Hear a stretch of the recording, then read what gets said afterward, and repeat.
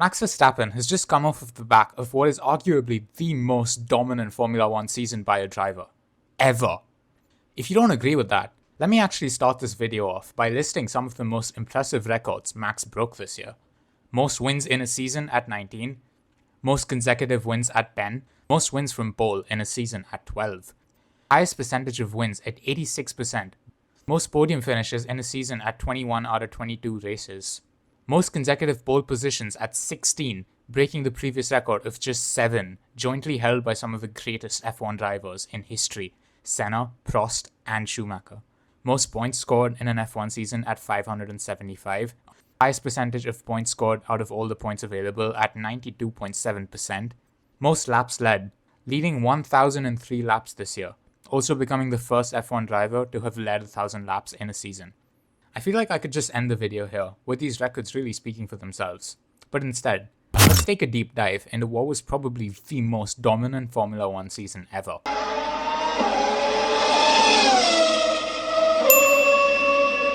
Following the conclusion of the 2022 Formula 1 season, where Red Bull had just wrapped up a fairly dominant second half of the season after playing catch-up to Ferrari, who arguably had the faster car throughout the first half until the summer break, it was anyone's guess as to whether Red Bull would extend their gap over the rest of the field in 2023, or whether other constructors would be able to catch up to them. Even besides Ferrari, Mercedes' challenger for the 2023 season was hotly anticipated after a hilariously underwhelming 2022 campaign. When I saw our car and I saw everybody else's car, I thought, fuck, this looks fast. Yep, that went well, didn't it, George? But anyway, with the Mercedes admin hyping the W14 into the stratosphere on Twitter, and rumours swirling about Aston Martin having made some serious gains over the winter break, along with their star signing of Fernando Alonso, it seemed like preseason testing couldn't arrive fast enough to help make sense of all the floating rumours. Following preseason testing though, it was clear that Red Bull were probably going to be the favourites for the championship this year, but it was only at the opening race in Bahrain that we saw just how far ahead of the pack they were. While qualifying was definitely competitive, Red Bull's race pace was literally untouchable, especially in the hands of Max, and Red Bull walked away from Bahrain with a 1-2 finish, their closest competitor in P3 being Fernando Alonso, almost 40 seconds off the lead. Moving on a little, the first 4 races of the season, we saw the Red Bull drivers trade victories, but it was Miami when Max really got in the game and began to demonstrate just how at one with the RB19 he really was. Keep in mind, this was right after the Azerbaijan Grand Prix, where Checo had the measure over Max pretty much the entire weekend, and the media was going crazy, wondering whether 2023 was going to be a repeat of the 2016 rivalry between Lewis and Nico. And Checo was realistically the only possible title challenger to Max, considering how far ahead of the pack Red Bull were. The Miami Grand Prix didn't even start very well for Max, as he wasn't able to set his final lap in Q3, thanks to Charles Leclerc being Charles Leclerc, who binned it into the barriers, leaving Max to start P9 with Checo in P1. After qualifying, Checo even remarked that he expected Sunday to bring a fairly comfortable win, and he didn't expect to see much of Max throughout the race, unless there were safety cars or something. What did Max do? He took that personally. Bro starts the race in P9 and is gaining a position every lap, and just for kicks, he overtakes both Charles Leclerc and Kevin Magnussen in one move. It takes Max only 14 laps to go from P9 to P2, and after the first round of pit stops, Max takes the lead and fucks off into the distance to take the win from Checo. Boy, I don't need to tell you what that did to Checo's form. I haven't ever seen a title challenge vanish into thin air like Checo's did this season, as he went from being the only driver who could potentially take the title fight to Max, to the driver barely holding on to his race seat by the end of the year. Seeing how clear of the field Red Bull were before McLaren's resurgence in the second half, it looked like the only chance for any team to win a race this year was going to be at Monaco, with Fernando Alonso optimistic about getting pole position and winning from there. For those who don't know much about the Monaco Grand Prix, it's almost entirely impossible to overtake around these streets, and so getting pole from Monaco is almost ensuring a race win. Come to Q3 and Fernando is on provisional pole, and Max is on his final run for Q3. After Sector 2, Max is 3/10 down. It's done! The Spanish fans go wild because there is no way in hell that Max could close such a large gap in the final sector if the tightest track on the calendar. Right?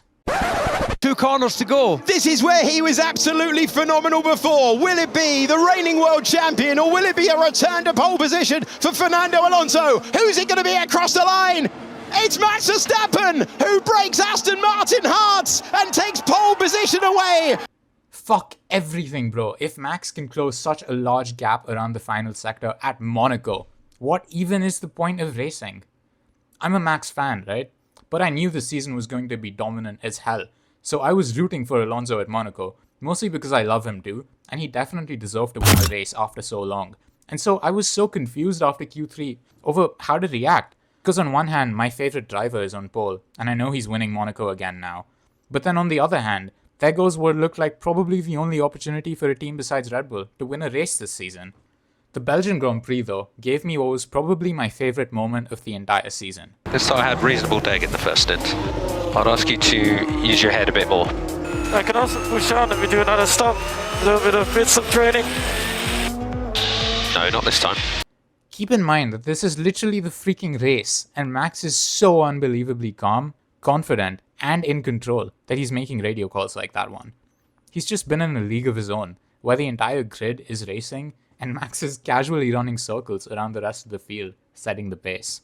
Now, I have to be cognizant of the fact that there is something impressive in almost every race this year from Max's side. And because I'm not trying to create a documentary, which is exactly what would happen if I talked about every impressive thing he did, I'm just going to talk about one more race from this season, which, in my opinion, it says everything that really needs to be said. Which race is that, you may ask? The 2023 Dutch Grand Prix. This race was absolute carnage. Let's recap. The race starts in mostly dry conditions, and there's a few drops of rain, but the rain is pissing down by the time we get to the end of the first lap, and some of the drivers are pitting for inters already. But Max can't pit because he'd lose so many places if he pit, as his stop is first in line, and then he'd have to wait for all the other cars that were coming in before he could leave his stop.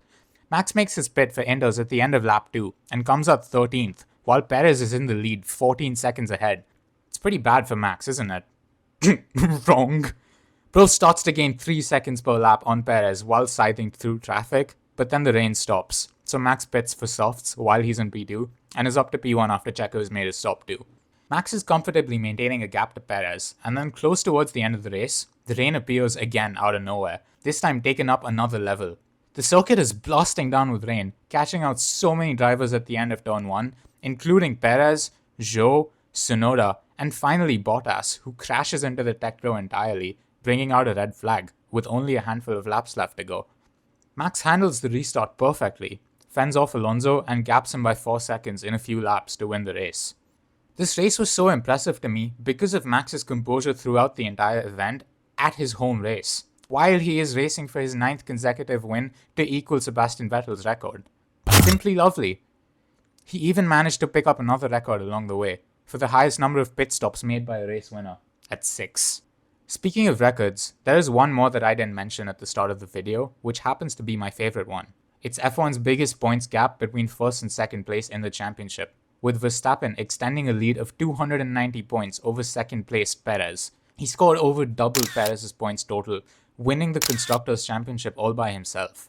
Even though there are other records like the number of consecutive wins, which probably mean a lot more, this is my favorite record because it highlights just how dominant Max really was in 2023 and how much of the dominance was down to the driver and not the car.